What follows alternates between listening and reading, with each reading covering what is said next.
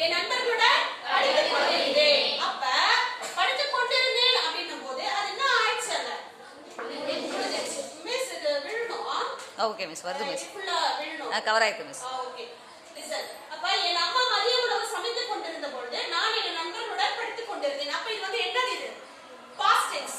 என்னப்பா? Past tense. அப்ப புரிஞ்சிடுச்சு.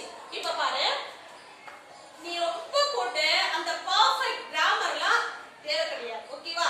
So நமக்கு புரிஞ்சா சரி நம்ம எழுதுறோம். உனக்கு அதுக்காக தான் நான் சொல்றேன். பாரு, இங்க என் அம்மா அப்படி இருக்குது. இருக்கா இல்லையா? அப்ப இங்கிலீஷ்ல நீ டிரான்ஸ்லேட் பண்ணும்போது இந்த மாதிரி சென்டென்ஸ் வரும்போது ஒரு கமா வந்து நெக்ஸ்ட் ஒரு சென்டென்ஸ் வருது.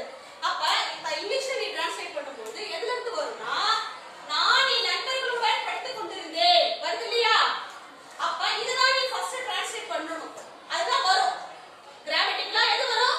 நான் என் நண்பர்களுடன் படித்துக் கொண்டிருந்தேன். அதுதான் ஃபர்ஸ்ட் நம்ம ரைட் பண்ணணும்.